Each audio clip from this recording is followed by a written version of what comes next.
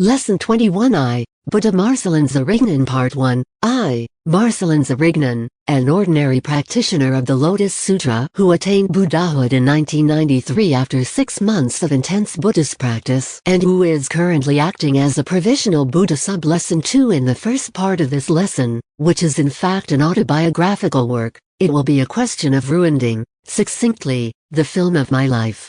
In the second part, my life will be collated with the words and writings of the Lotus Sutra so that my quality of Bodhisattva on earth and became Buddha Marcellin Zirignon emerges and asserts itself. This sub-lesson 2 of my work will be presented in 2 parts, my past with other religions, my past and present with politics coupled with unionism, my past with other religions before discovering Orthodox Buddhism and embracing it. I was a follower of Catholicism and Islam, the 2 most widespread religions in the world.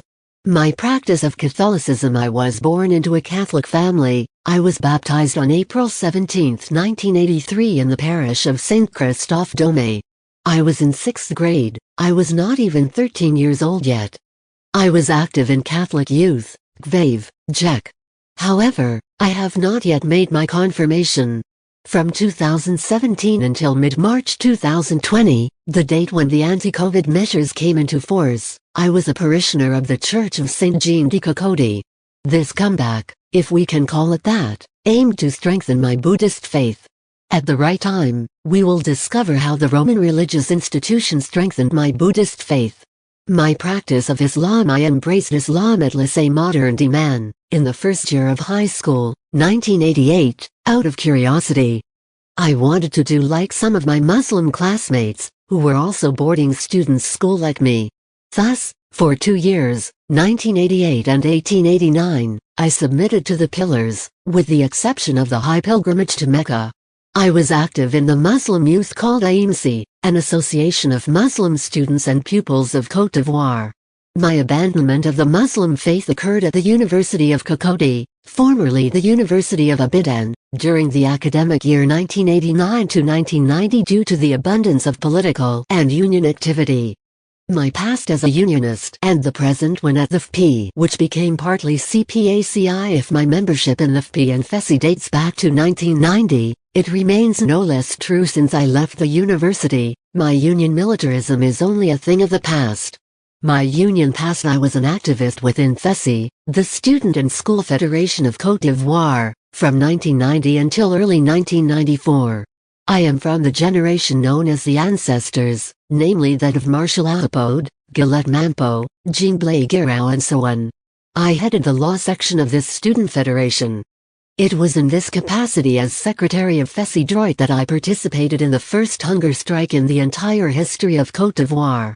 Indeed, for nearly 2 weeks, several of my comrades and I had decided to trade the satisfaction of our demands for our lives.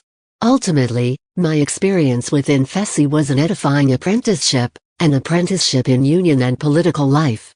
In any case, I do not regret for a single moment all that I was able to accomplish there.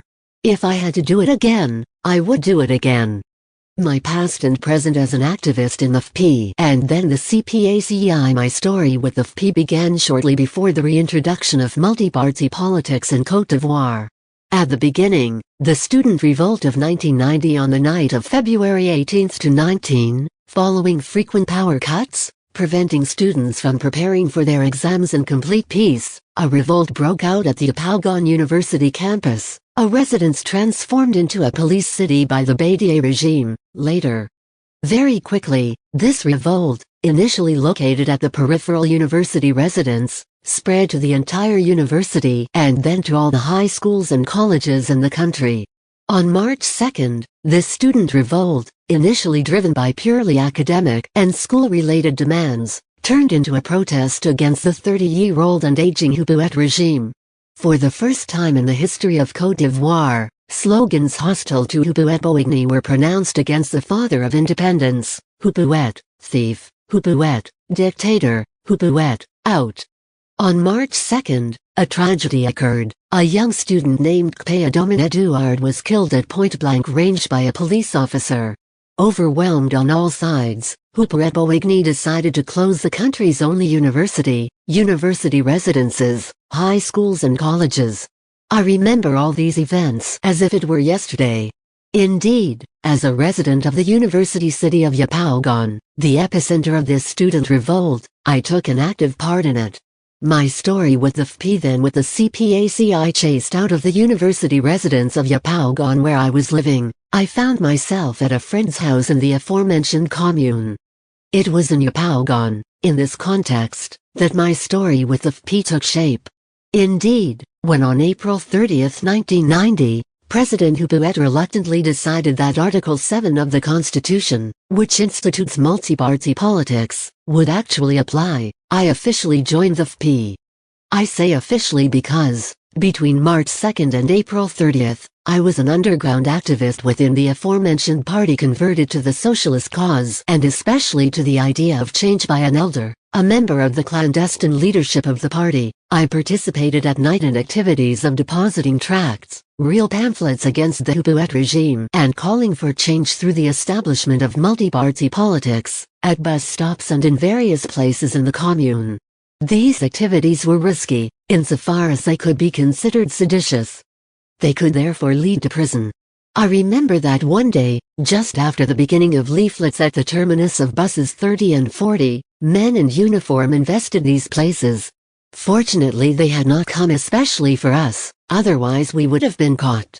As secretary of FP base and member of the Yapaugon coordination as well as the youth league of the FP, I participated in the installation of several bases of the said party in this large commune.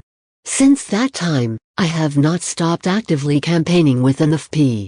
As part of the movement of young patriots, the overwhelming majority of whom were activists and sympathizers of the FP, I responded to all the slogans of the General of the Street, Charles Blé Gaudet.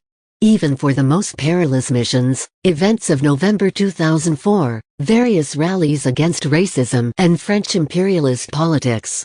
It should be noted that since November 2022, the historic and largely majority wing of the FP and represented by former President Laurent Gbagbo, the scapegoat of France, has broken ties with the said political party in favor of a new party called CPACI.